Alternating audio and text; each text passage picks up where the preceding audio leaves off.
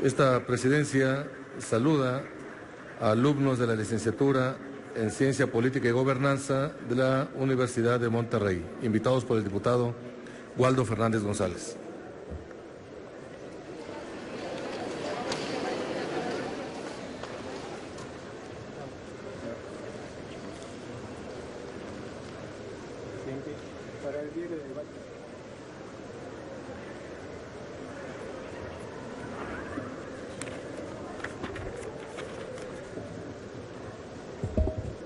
Conviene de la mesa directiva. Secretario de Hacienda y Crédito Público, bienvenido a la Cámara de Diputados. Es un ejercicio de revisión de cuenta pública, lo que señala nuestra Constitución. Esperemos que la cordura de los diputados y el sentido común de una crisis nacional nos lleve a ser objetivos en una crítica y en una evaluación de las políticas públicas, particularmente las políticas vinculadas con la hacienda pública. En este acto público de rendición de cuentas en los términos de los artículos 63 y 93 de la Constitución General, es importante asumir compromisos ante una situación de crisis nacional. No solo bastan los buenos deseos y las buenas intenciones, no basta la simulación que se expresa en cifras dispersas, en cifras discordes con un análisis quinquenal que ordena la propia ley. En el anexo que se presenta se violentan los principios de gobierno abierto, transparencia y rendición de cuentas derivados de la nueva Ley General y la Ley Federal de Transparencia y Acceso a la Información Pública. En enero de 2014, es un ejemplo, el Sistema de Administración Tributaria informó de la existencia de 270 grupos identificados como multinacionales que pudieran estar llevando a cabo planificación financiera con el fin de evitar pago de impuestos en nuestro país. En octubre de 2015, Luis de Videgaray informó en el contexto de la reunión del G20 en Lima, Perú, que el sistema de administración tributaria identificaba a 20 grandes multinacionales con el objetivo de que pagaran impuestos en nuestro país y no en sus países sedes o matrices. Por lo que cabe preguntar, señor secretario, ¿qué resultados nos puede proporcionar sobre esta revisión del pago de impuestos de multinacionales en nuestro país? ¿Qué avances se tienen en el rediseño de los acuerdos para evitar la doble tributación o la evasión de multinacionales en nuestro país? ¿Qué avance hay en materia de intercambio de información entre países, tomando en cuenta el escándalo de los Panama Papers o ahora los Bahamas Lake? ¿Qué acciones realiza la Secretaría a su cargo para cumplir con lo dispuesto en el artículo 76A de la Ley del Impuesto sobre la Renta? Y en cuanto al presupuesto de gasto fiscal, cabe preguntar cuál es el estimado del gasto fiscal que se deriva de los contratos suscritos por la Comisión Federal de Electricidad con los generadores de electricidad sustentable. ¿Cuál es el estimado de gasto fiscal que representa la suscripción de contratos de exploración y extracción de hidrocarburos derivados de las licitaciones a cargo de la Comisión Nacional de Hidrocarburos? Y por último, ¿cuál es el monto de obligaciones del gobierno federal derivados de las asociaciones público-privadas y de las fibras que están supliendo artificialmente la deuda pública? Es cuanto, señor presidente, señor secretario. Gracias, diputado Romero Tenorio. Tiene el uso de la tribuna para la respuesta correspondiente el secretario Mid Curibreña. Muchas gracias, señor diputado. Uno de los temas más importantes en materia de arquitectura tributaria tiene que ver con un diseño de normas que nos permite evitar que la base tributaria migre entre países o que podamos mover utilidades de una jurisdicción tributaria a la otra. En particular, que podamos buscar maneras de evitar que se mueva esta base y estas utilidades a jurisdicciones tributarias que tienen o que imponen una menor carga que el país o la jurisdicción en donde se generaron las utilidades. En ese sentido, México ha sido pionero de esfuerzos en materia de intercambio de información para lograr combatir esa práctica. México impulsó en su agenda del G20 el que el mundo se moviera de un marco de compartir información a solicitud y con mandato jurisdiccional, a compartir información a solicitud, a compartir información de materia automática. Y es este marco que México empujó con el mundo, tanto en el G20 como en la OSD, que nos está llevando a que la información nos sea útil en detectar estos patrones y en buscar asegurar que el cumplimiento de la obligación tributaria se dé en la jurisdicción en donde se generó la utilidad. En términos generales, la reforma hacendaria nos ayuda mucho en este propósito.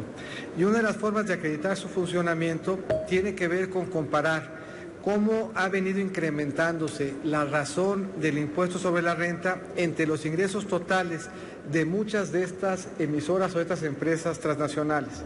Si hacemos una revisión, sobre todo, de aquellas que cotizan en la Bolsa Mexicana de Valores, nos daríamos cuenta de que del 2012 al 2015, esta tasa, la de impuesto sobre la renta a ingresos brutos, creció en casi 40%, pasando de aproximadamente 2.6 a 3.6%. Eso quiere decir que la recaudación que hoy estamos logrando de los grandes contribuyentes, de muchas de estas transnacionales, guardan ya una relación mucho más cercana con la rentabilidad implícita que esas multinacionales habrían de tener. La información de la investigación con cargo a los Panama Papers, que ahora habrá de ampliarse para incluir a los que se hicieron públicos el día de ayer, con los que ahora se conoce como los Bahamas Leaks, nos ha permitido, o estamos en el proceso, de hacer una investigación importante. Se identificaban 311 sujetos relacionados, 31 empresas, 280 personas físicas. De ellos, 211 ya fueron localizados en el Registro Federal de Contribuyentes y estamos en el proceso de búsqueda de los otros 100. Y para ello habremos de hacer uso de este marco que hemos venido consolidando de intercambio de información y habremos de hacer uso también de los tratados que hemos suscrito que permiten justamente este intercambio. Señalar que de los que ya ubicamos se generó una carga tributaria, o se identificó, habían pagado impuestos por poco más de 5.615 millones de pesos y ha sido objeto ya de una recuperación adicional de 438 millones de pesos. Estamos en proceso de liquidación de otros casi 200 millones de pesos adicionales.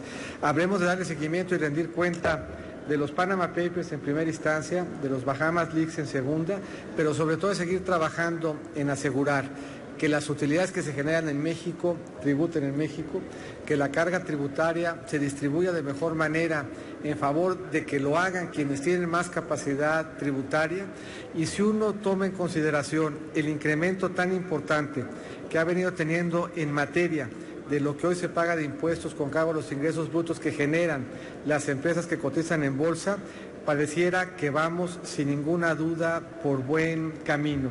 El crecimiento en la recaudación de grandes contribuyentes creció en 40.4% en estos 4 años, implicó más de 220 mil millones de pesos adicionales, por lo que si lo medimos como porcentaje de los ingresos brutos, si lo medimos como el rubro de recaudación que viene de grandes contribuyentes y si lo acreditamos por la información que hoy tenemos a nuestra disposición para evitar el que las utilidades emigren a instituciones de baja tributación, los resultados de la reforma hacendaria han sido claramente exitosos. Muchísimas gracias, señor diputado.